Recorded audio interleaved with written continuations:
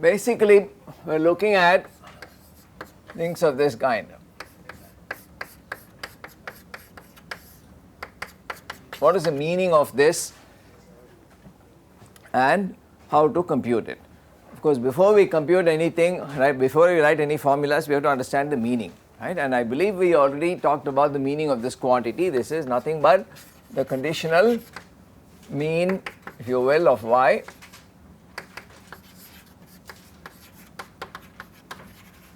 given that x takes this value x naught. Obviously, this this event should be meaningful, right? So goes without saying that x naught is in omega x, right? Otherwise, you can't talk about x equal to x naught. So it is the computation is based on what? The computation is based on the conditional PDF. BMF or PDF of y given. So it's nothing more than just finding the mean value of a particular distribution, which happens to be a conditional distribution, that's all. But the concept is very general and is very important, and there is no difference in the concept whether x is y discrete or y is discrete or continuous or whatever, right? So both x and y can be, or let me write it like this, x and y can be any two random variables, right? Virtually, there is almost no restriction on what it does. As long as you can write this conditional distribution, you're done. And in some cases, the conditional distribution becomes it becomes degenerate, right? In the case of y equal to g of x, right? Y does not, if you say x equal to x naught, obviously y will only take the value g of x naught, and there is no distribution as such, but still the expected value is that of a constant essentially, isn't it? So basically we are talking about, okay, x and y being any two random variables, discrete or continuous, right? And in general, when x and y are dependent, this conditional mean of y will depend on x naught. It will change. How it changes and all, let us look at some examples. So rather than writing general formulas, let me first talk about the cases where you can straight away write down this. So in many cases, the conditional distribution is given upfront, in which case there is no special computation to be done. Suppose the conditional, right, PDF PMF of y is given, or let me say given x equal to x naught is directly specified, let me say, or specified upfront. As I said, I don't want to keep using the word given, so let me look at a different way of saying it.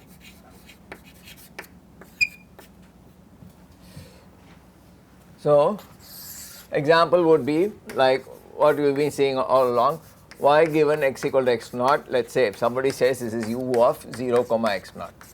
Now note that, right, this specification, the only restriction here is that x naught should be positive typically, right?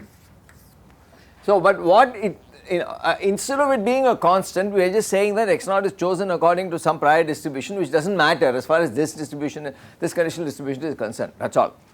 X naught could be taken from a uniform distribution, or could be taken from Rayleigh or exponential. It could be any of those things, or it could be even a discrete distribution. I can even choose x naught to be a number between 0 and 1 and whatever, right? I can not necessarily 0 1, sorry, it is something else. But anyway, there is no nothing said about the distribution of x in this. It is just that the distribution of y given x is equal to x naught is given to be u of x, right, 0 to x naught, and therefore this means automatically that the expected value of the conditional mean of y is simply x naught by 2. which is the mean of that distribution no matter what. Okay. So, now let us look at some other example.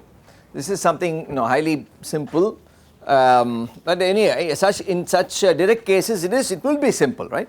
I can even say, for example, that this was where y was right continuous. Now y can be discrete, as in this example.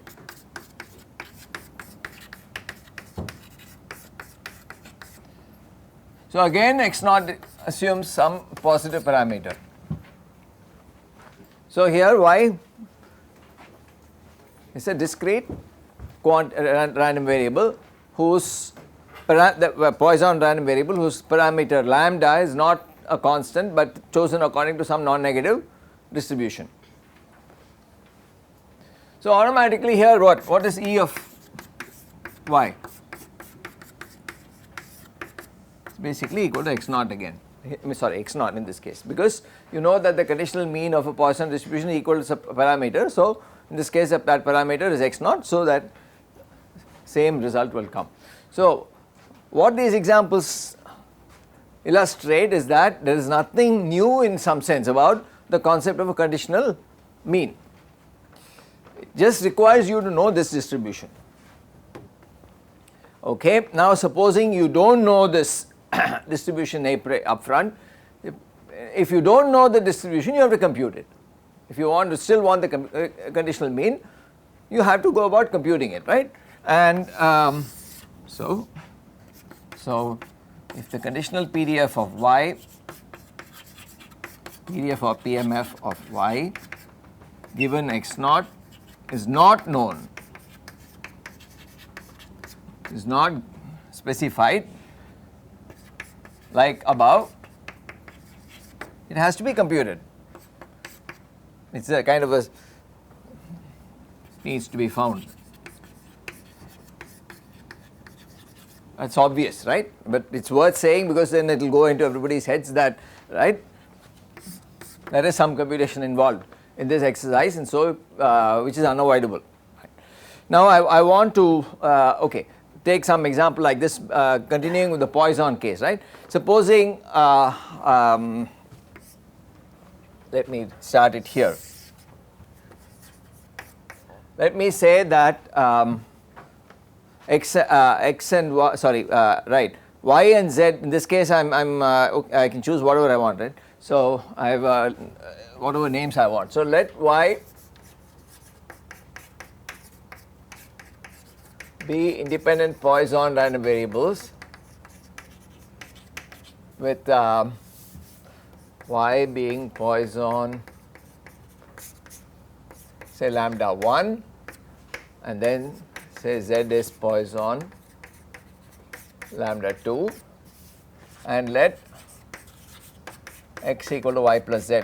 Now the reason why I am writing it in a funny way instead of writing z equal to x plus y is that I want to play around here mostly with x and y rather than bring in that is mean of y given x or mean of x given y rather than right. So z is just like a filler, right? I mean it gives the extra degree of randomness, so I am just leaving it like that. Now supposing I want to find, so supposing somebody says, tell me what is this. So for this particular case, what is this? So here you have to, I mean this may look, it's identical in concept to any of this, but we are in this case we are not right, there is no upfront specification of the conditional distribution, and therefore since it's not given you have to go around finding it. And I think we have done an example in the homeworks already, right? Basically why you can verify from the homeworks, problem set 3 I think, right? So let me just summarize it quickly. So this P of y equal to y given x equal to x naught.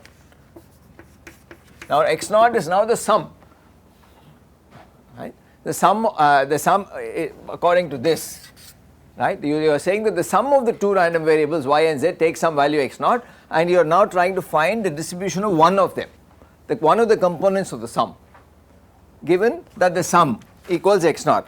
And so this is basically let me write this like this, P of y equal to y comma x equal to x naught divided by the probability.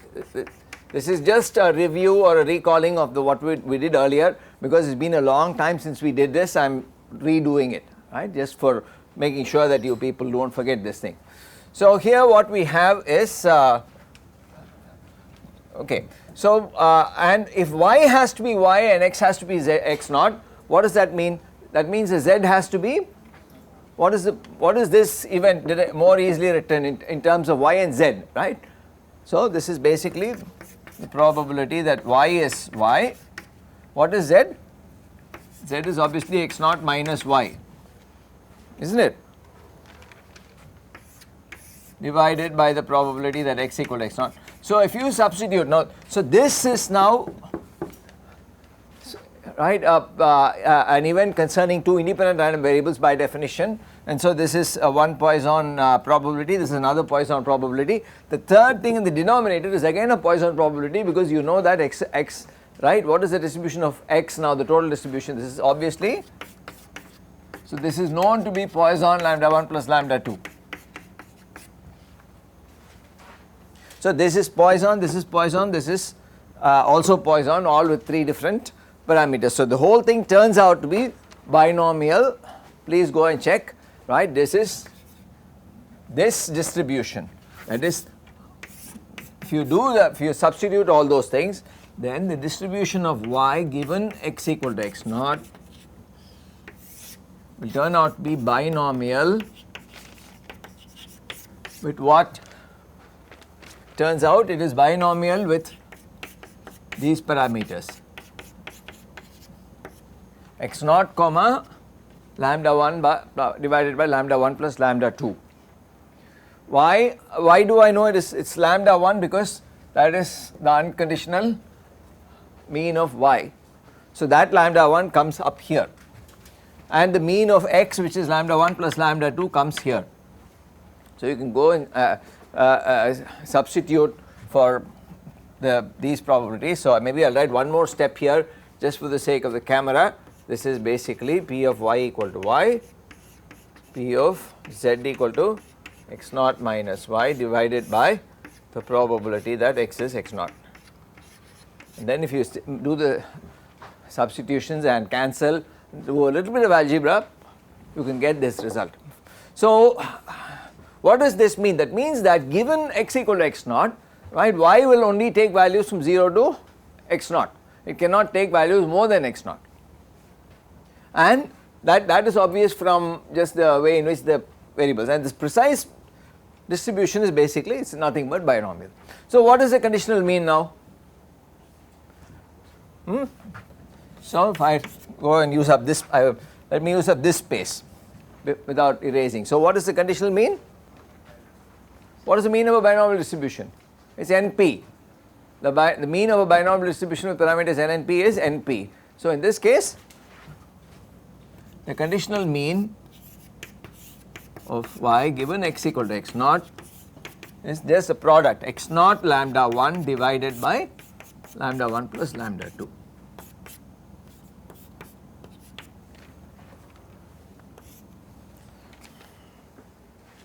And if you were to define the mean of z given x equal to x naught, what would change in this whole thing? It would only change the numerator from lambda 1 to lambda 2.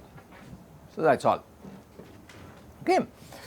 So this is all these examples, right, just serving to at least this one example is a discrete example.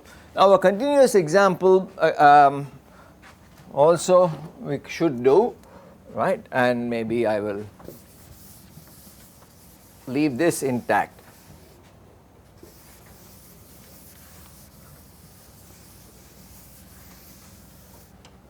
So this is a discrete example. Continuous example would be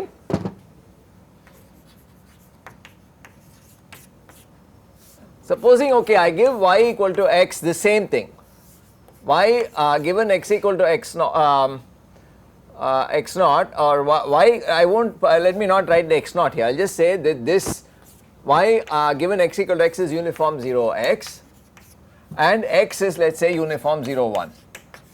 This is a very, very standard example, as by now you will realize how many times we keep reusing this, right. But now I am interested in finding not the conditional mean of y given x, because that is all obviously known, but I want to find the ulta, which is what? The conditional mean of x given y. So how do I go about finding this quantity? For this I need f of x given y naught, and of course the domain of this PDF, this conditional PDF. In this case the domain of this PDF is going to be x varying from y naught to unity, right. X cannot be smaller than y naught itself has to be a number in 0 to 1. Y naught cannot be a number either negative or bigger than 1, because that is the range of y from all of this. So you know that, sorry, this is x, this is unity, this is your omega xy. So there are two things you can do. You can say, well, I want to freeze x, right. If you freeze x as x naught, then the conditional mean of y is just x naught by 2. But you can also equally well say, I want to freeze y and ask for the conditional distribution of y of x given y. So this is freezing y at y naught and asking for the mean here. And note that this is not going to be a nice linear expression anymore, right. So what is this?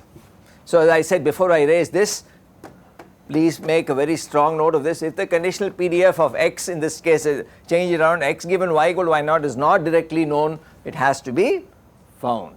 So more, right. So then, having said that, we can erase all this and write. So this is, in this particular case, is very straightforward. This is just nothing but f of xy x comma y naught divided by f of fy of y naught, right. By definition, this is what it is. And now if you go back and rejig all your memory cells to pull out all this, this is going to be 1 by x. Remember, we did this so many times. The numerator doesn't specifically depend on y naught in terms of, as a parameter in the calculation, but y naught comes here. The valid, right, y naught comes in the range of x. So it comes, and y naught also comes here. What is this? It turns out that minus ln y naught is the PDF of y, which we have computed in some, I think we worked it out here. All you do is you integrate 1 by x dx, right. If you integrate 1 by x if you want, that is if you integrate 1 by x dx, this PDF you integrate against x from y naught to unity, you get minus ln y naught. So this was done here itself. I am pretty sure we did it. So now what does the conditional mean? So you found this. So basically we are saying that this is nothing but this and this. So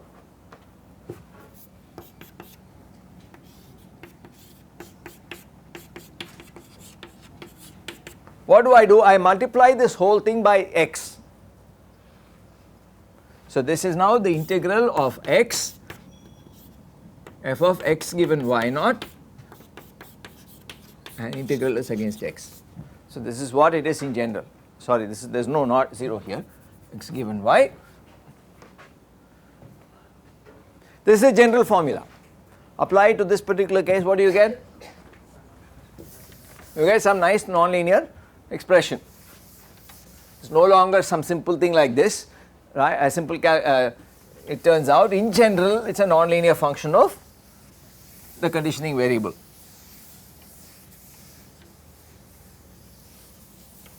So here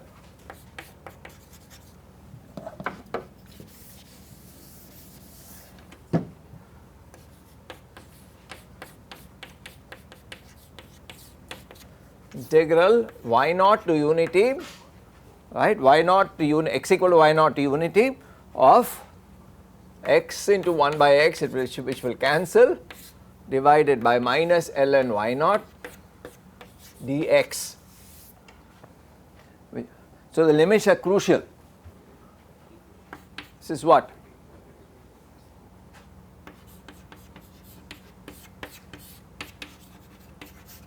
Note that minus ln y naught is always positive, right, because y naught is between 0 and 1 and numerator is also positive. So, this number, what is an additional bonus of this? This number is between y naught and unity. So, this number is always bigger than y naught and smaller than 1. So, you have some more inequalities you can use as a result of this. Anyway, so that inequality can be understood as a basic property, the ln function itself, right. You know that ln x is, or ln y is always upper bounded by y minus 1, right. It is very useful bound on ln y with equality if and only if y equal to 1, right. So, the same thing appears here. So, this is between y naught on this side and 1 on this side. Anyway, so you can see how a nonlinear function emerges out of all of this. So, in general, these conditional expectations are, they will be nonlinear. There is no reason to expect, right, the other stuff that we wrote and erased, that kind of linearity is only a special case. So, in general,